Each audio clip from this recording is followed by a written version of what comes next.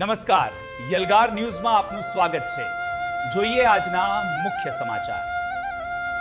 Breaking news.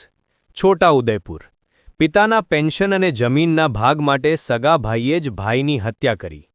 Chhota Udepur જિલ્લાના કવાંટ તાલુકાના ખાટિયાવાંટ ગામે કળિયુગની પરાકાષ્ઠા સમાન ઘટના સામે આવી છે। પિતાના નિવૃત્તિના નાણાં, માતાના પેન્શન અને જમીનના ભાગના વિવાદમાં સગા ભાઈએ જ પોતાના ભાઈને લાકડાના ડીંગાથી માથામાં ઘા મારી મોતને ઘાટ ઉતારી દીધો। મળતી માહિતી મુજબ વિજયભાઈ રાઠવા વચ્ચે પડી ઝઘડો છોડાવવા ગયા હતા ત્યારે આરોપી બળવંતભાઈ રાઠવાએ ઉશ્કેરાઈને જીવલેણ હુમલો કર્યો હતો।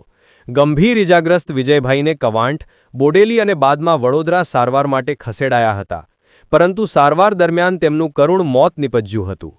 પાનવડ પોલીસે હત્યાનો ગુનો નોંધી આરોપી બળવંતભાઈ રાઠવાને ઝડપી પાડી વધુ તપાસ હાથ ધરી છે। આ બનાવે સમગ્ર પંથકમાં ભારે અરેરાટી અને શોકનું મોજું ફરી વળ્યું છે।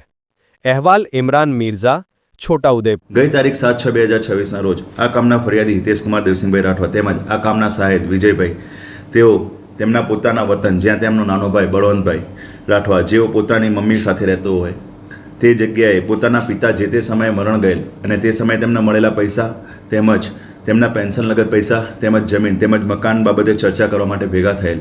તે સમય દરમિયાન આ કામના ફરિયાદી તેમજ આ કામના મુખ્ય આરોપી બળવંતભાઈ રાઠવા વચ્ચે ઉગ્ર બોલાચાલી થતાં જેમાં ઝપાઝપી ચાલુ થતાં આ કામના સાહેબ વિજયભાઈ રાઠવા વચ્ચે પડતા જેથી નાનો ભાઈ બળવંતભાઈ રાઠવા જે આ કામનો આરોપી છે તે એકદમ ઉશ્કેરાઈ જઈ અને જે ઘરમાં લાકડાનો ડીંગો જેના ઉપર વાયર વીંટળાયેલા હતા તે ઉપાડી અને આ કામના સાહેબ વિજયભાઈ રાઠવાને પાછળના ભાગે મારતા તેઓને પ્રથમ સારવાર માટે ક્વાંટ, ત્યારબાદ બોડેલી અને ત્યારબાદ વડોદરા લઈ ગયેલા। ત્યાં સદરુ સાહેબનું મૃત્યુ થયેલ છે। સદરુ કામના ફરિયાદીના પિતા જે તે સમયે પોલીસ ખાતામાં ફરજ બજાવતા હતા અને તેઓ નિવૃત્ત થતાં તેઓને જે પેન્શનના પૈસા તેમજ જે રિટાયરમેન્ટના લાભ મળેલા તે તમામ પૈસા હાલમાં જે સૌથી નાનો દીકરો બળવંતભાઈ હતા એ એમની પાસે રાખેલા અને તેમની માતાનું પણ જે પેન્શન આવતું હતું એના પિતાના મરણ ગયેલા પછી એ પણ પૈસા એમની પાસે રાખતો હતો, જેના કારણે પૈસા લગત તેમજ મકાનની પ્રોપર્ટીના વાદ વિવાદમાં ઝઘડો થયેલ હતો।